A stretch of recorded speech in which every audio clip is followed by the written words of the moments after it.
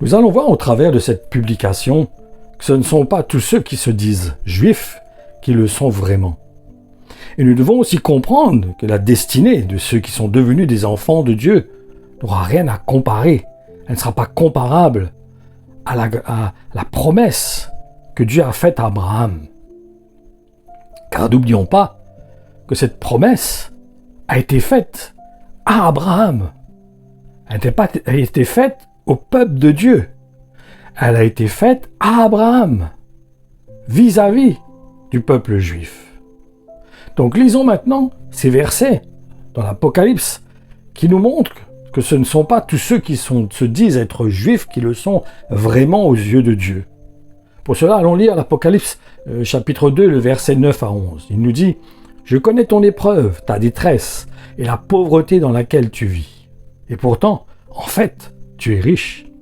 Je suis aussi au courant des calomnies répandues sur ton compte par ceux qui se prétendent le peuple élu de Dieu, sans l'être en réalité, car ils ne sont autre chose qu'une synagogue de Satan. Ne redoute pas les souffrances qui t'attendent encore. Oui, le diable s'apprête à jeter quelques-uns des vôtres en prison, afin que vous soyez mis à l'épreuve. Vous passerez par 10 jours de tourmente. Reste fidèle jusqu'à la mort, même si ta foi devait te coûter la vie. Et je te donnerai la vie comme prix de ta victoire. Que celui qui est capable d'écouter prête attention à ce que l'Esprit dit aux églises. Celui qui sortira vainqueur de la lutte n'aura rien à craindre de la seconde mort. Elle ne pourra pas le toucher.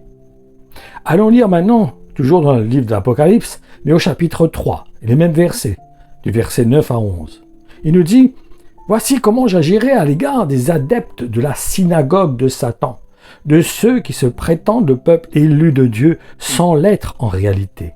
J'amènerai certains d'entre eux à tes pieds pour te rendre hommage, et ils devront reconnaître que c'est à toi que j'ai porté mon amour. Tu as gardé ma parole, tu as pris à cœur mon appel, et tu m'as attendu avec patience et persévérance. C'est pourquoi, à mon tour, je te garderai à l'heure de l'épreuve, qui doit venir sur le monde entier pour éprouver tous les habitants de la terre. Mon retour sera soudain. Tiens ferme ton bien pour que nul ne te ravisse le prix de ta victoire. » Cela ne vous rappelle-t-il pas lorsque Paul montre tout ce qu'il a accompli, les révélations qu'il a reçues 40 coups moins 1, qu'il est monté dans le 3e ciel, toutes ces choses qu'il a expérimentées, parce qu'il était rabaissé par d'autres apôtres, par d'autres chrétiens, par d'autres juifs, et des juifs chrétiens qui s'étaient convertis à Jésus-Christ, mais qui voulaient ridiculiser l'apôtre Paul, l'amoindrir, quelque part pour acquérir que le peuple de Dieu se tourne vers eux et se détourne donc de l'apôtre Paul, et se détourne ainsi de l'évangile que l'apôtre Paul avait reçu. Donc comprenons bien, ne soyons pas dans les sentiments, mais saisissons qu'il y a un peuple de Dieu, et que ce peuple qui a fait la volonté de Dieu, qui s'est identifié à Jésus-Christ, parce que ne l'oublions pas que pour avoir le salut, il y a la nécessité de s'identifier à Jésus-Christ. Ce n'est pas parce que le peuple juif est élu qu'il va pouvoir se soustraire à cette obligation. Il aura aussi l'obligation de reconnaître en Jésus le Christ, le Messie. Donc, ne soyons pas inconscients, inconsidérés vis-à-vis de la parole de Dieu, mais comprenons tout l'ensemble de la parole de Dieu. Ne prenons pas seulement un verset pour en faire une conclusion, pour en faire la Bible, pour en faire la parole de Dieu. Mais comprenons que la Bible est un ensemble d'enseignements, d'avertissements, de conduite de l'esprit. Donc saisissons le cœur du Seigneur et comprenons que l'héritage qui est réservé aux saints, donc à ceux qui se sont identifiés à Jésus-Christ, ne sera pas la même condition que le peuple juif qui a résisté à l'appel de Dieu. Même s'il est un peuple élu, il sera sauvé, mais l'héritage n'est pas le même que la promesse. Comme dit l'apôtre Paul, il y a 2 femmes, il y a 2 alliances. Et les alliances ne sont pas les mêmes entre le peuple, entre la promesse et l'héritage. Donc saisissons cela et ne soyons pas jaloux des Juifs ou ne nous mettons pas à l'égal des Juifs. Ils ne sont pas à l'égal du peuple de Dieu. Tant qu'ils ne se seront pas soumis et qu'ils n'auront pas reconnu Jésus en tant que le Christ, le Messie.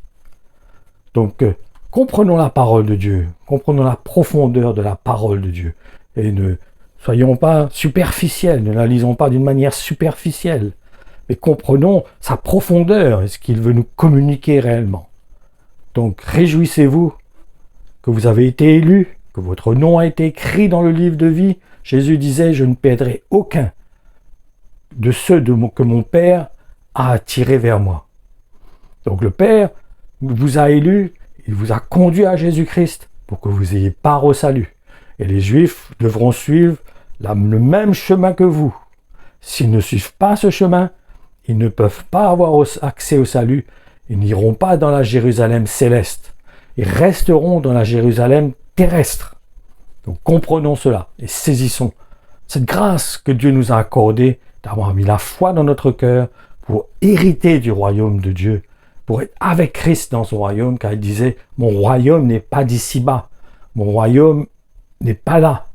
Autrement, les anges seraient venus combattre pour moi. » Donc saisissons le cœur de Dieu, comprenons le plan de Dieu pour notre vie, l'héritage qui nous est réservé parce que nous avons cru en Jésus en tant que le Messie. Que le Seigneur vous bénisse.